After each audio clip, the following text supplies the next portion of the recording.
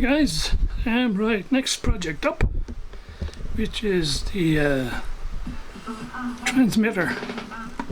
This is my transmitter that I use for all my vintage radios, and it has served me faithfully ever since I made it and put it together. It's really just three components. There's a radio in here, then there's an AM transmitter there, which is the trusty AM T3000, which as far as I know is not made anymore, and then there's an FM transmitter module, a couple of suitably period looking VU meters, etc., and this is an AM FM switch so that it'll route the audio coming out of the radio to either the AM or the FM transmitter. And this has only been used as a even though it'll do FM and DAB+, it has been used exclusively on internet radio to stream, if you like, period correct music to my radios.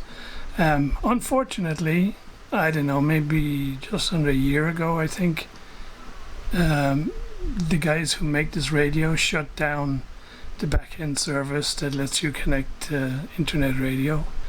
Basically bricked it. It still works fine as an FM radio and as a DAB+ radio, but I have no need for that. I need internet radio. So I went hunting, and here is the replacement candidate, which alas is not really in the same quality area as the one that's in there now.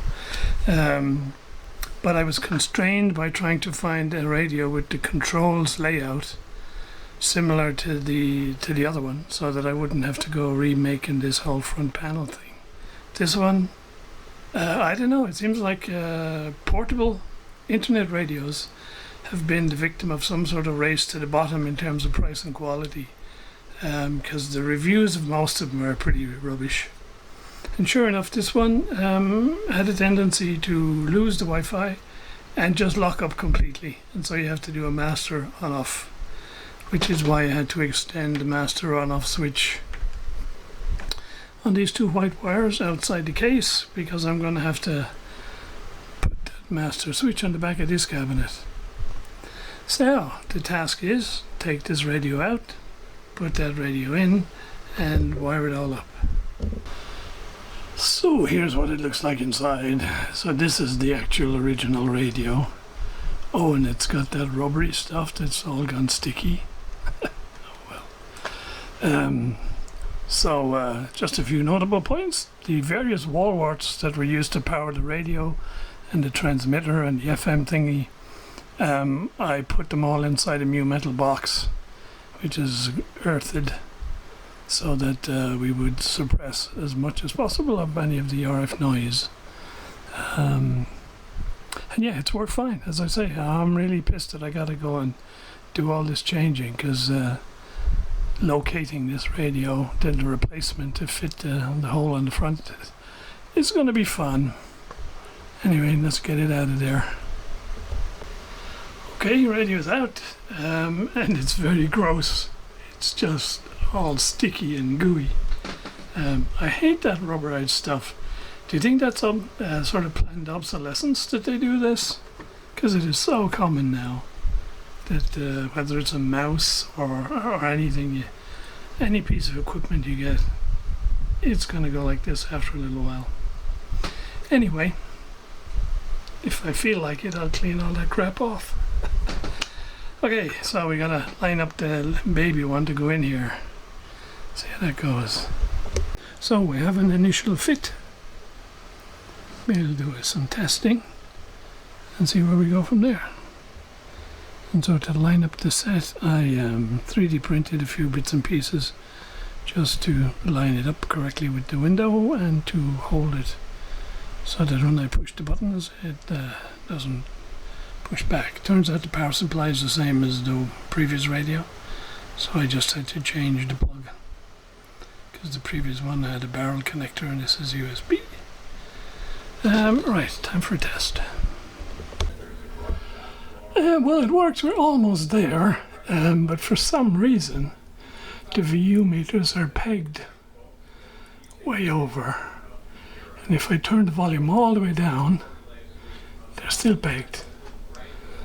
So I'm not sure what's happening there. But at least the basic functionality is okay. And the audio is not distorted when I pick it up on the radio next door. Just gotta fix those VU meters. Hey guys, so I think I've sorted out what's going on with the VU meters. Just to confirm what a rubbish radio this is, the headphone output has a huge DC component on the audio signal, which explains why when I turn the volume down to 0 on here, these guys are still pegged because there's a DC volts on them. And so I had to turn the sensitivity on the driver board for these. I had to turn the sensitivity right down to the minimum so that the needles are not pegged. But of course, it's has no sensitivity now to the actual audio signal. But enough is enough. I think we're going to call it quits here and put it back together. And if I ever do come up with another radio which has the similar sort of format, I might replace this guy, because the other problem with it is it has a battery in it, a rechargeable battery, but it only lasts like, I don't know, it doesn't last overnight, let me put it that way. And so when you switch the whole thing off, if you don't use it again for a couple of days, when you switch it back on, you have to go through the complete setup here of connect to the network, select what type of music you want, etc. So yeah, definitely not as good as what we had before, but there you go. Alright guys, that's it. I think we'll put it back together and install. 1940s and click on the I'm just using the PL880 as my test receiver.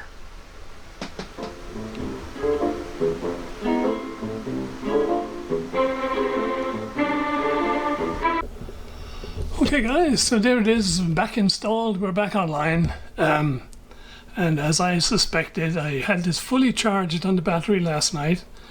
When I switched it off overnight, switched it on just a moment ago, and nothing. You have to restart it from 0 and tell it what music you want and The only thing it did automatically was connect to the network, so it obviously retained that inside somehow. So there we are, it's good enough for now. But I think I'll still keep an eye out for a better replacement for this. Anyway guys, I hope you found some of that interesting.